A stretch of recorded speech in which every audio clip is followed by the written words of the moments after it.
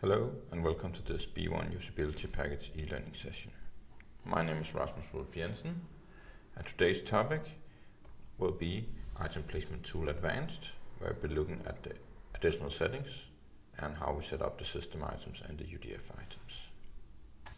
Before we jump into Business 1, I want to show you two concepts that we need to work with. First one is pixels. Pixels is the way the item placement tool works, in order that when you make a modification, you move an item to a different location, you tell it it's a new pixel location.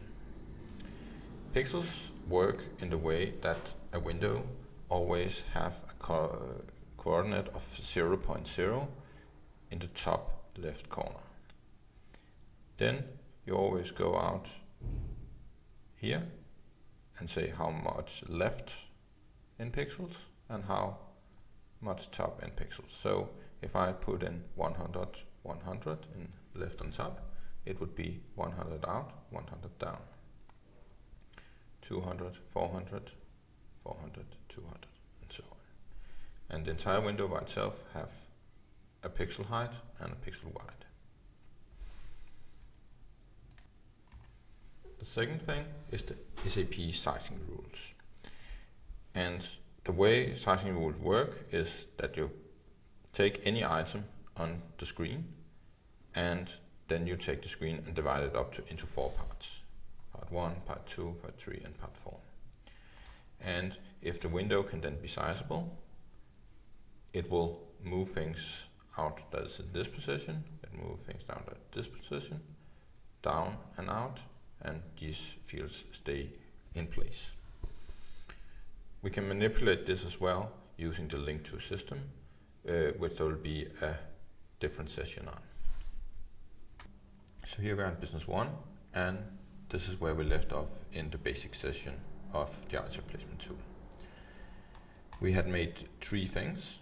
We had taken the payment terms from its original position here and placed it up here instead.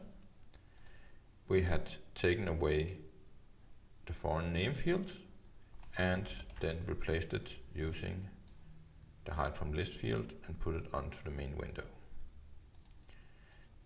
So in the last session we just right clicked and moved the things without not looking at the configuration by itself. So let's go in and have a look at how the configuration is by itself so we can understand the details behind it. So we right click on any of the things we moved and we can say edit item placement tool configuration. So let's begin with the header data. Well, the first thing we see is that we have a code that is just auto generated, so we don't need to care about that. And then we have a form type, and the form type is the type of the window. If I put in system information, you can see that the form is 134, and that's the reason we get the configurations on business partner master data and not on any other of the configurations. But you can of course make as many configurations for different windows as you want. Next thing is we have a description.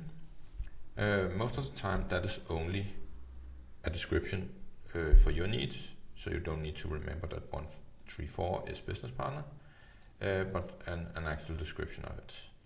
But it can also be used as a feature, because if I wanted to call it BP master data instead, so it wasn't or just BP master, I could type in a new description and use the feature called use description as form type.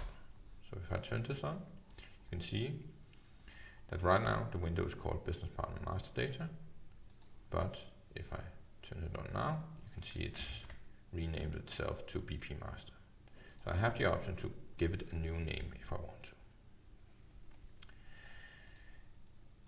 Next up is form width and form height, and that is where I can actually make the window bigger. So it might be that I don't have room for any data, so I might want to extend the window further out here, so I could make some room.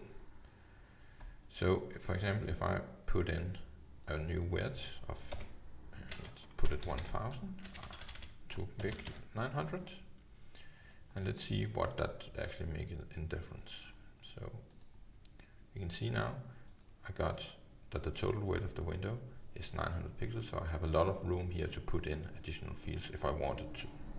The same I can do for height, but please remember that if you move it in height, you might also need to take these different buttons and place them further down, else you will have your command buttons and then some additional data down here. But it's totally up to you what you want.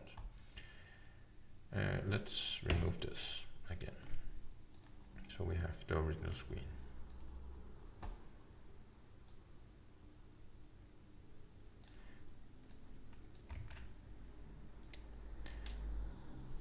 Next thing we have is the development mode. And the development mode is a way of you being able to see the different pixels of existing items. So if I turn this on, it should only be on when you're designing the windows because it takes a little performance. So after you're done creating, you should turn it off again.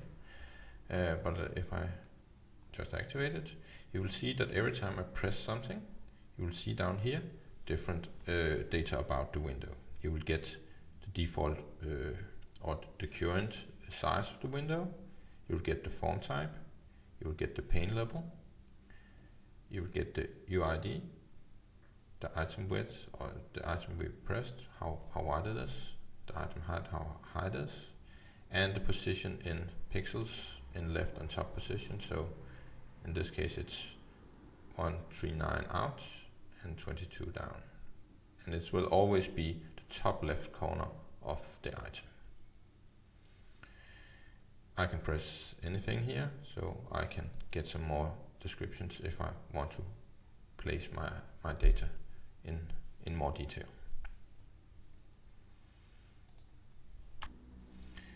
The next thing we have is an include universal function. This means that you can launch a universal function of any type you want after the data has been placed on the screen. There's many use cases, of course, but the two main use cases is that you can use this in order to run a content creator, which is also a kind of screen tool. You can see that in the sessions regarding universal functions. And also, it also sometimes makes sense to have a macro here. So you can say that after I have placed this, make this the focused item. So you could actually put in these things and say afterwards I want to have that this is the focused item, for example. But more on universal functions in their own sessions. Final thing we have at the header level is the users field, in which you can go in and set up that different users should have different configurations. So it could be that one set of users should see the screen in one way and another set of users should see the screen in another way. So you create multiple configurations for the same form type and simply choose, I want to have that manager should see the screen like this, while everyone else should see the screen in a different way. We have, if you want to disable this on the fly, you can just deactivate it here in order so it doesn't appear if you have some problems and you need to disable it on the fly. And finally, we have the import and export features. So you can say after you have taken this, you can export it to an XML and take it into another database, another copy, and import it. At the last, you have, let me put it in OK mode, you have the remove, of course, duplicate, and you can also export all configurations. So this was the header data. Now let's go into the system item lines. So system item lines is where you take the existing items on the screen and manipulate them. We will later go into UDF lines, which is the user-defined fields of the side screen that you put onto the main window. But let's go through each column and talk about them. The first column is an active, so you can on the fly activate or deactivate a configuration you want. If it's not active, it will not reflect the change on the screen. Then we have the item UID. That's the different item UIDs you move. So, for example, the payment terms had 3 items. It had a label, which was 78. The link button, that was 77. And the field itself, which was 75. So this is just what is reflecting here, and description is how the description is. So you can remember that this actually is payment terms. But you could write anything you like, but it's only for your convenience. Next up we have the left, top, width and height. And that is where you put in the new pixel position. In the right click feature, it will calculate it for you, but you can go in and manipulate it as you want. One manipulation we might want is you can see that the payment terms is a little too high up. You can see there's around 2 pixels in space between all these fields, and this seems a little too high up. It doesn't belong like the rest. So it would just be go in, set 2 additional pixels in all of the fields. You can see the link button is a little higher up because it's actually a few pixels higher than the initial data.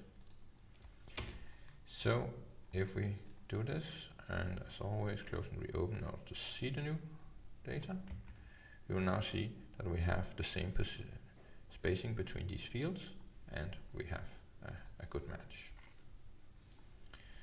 Next one is the height column.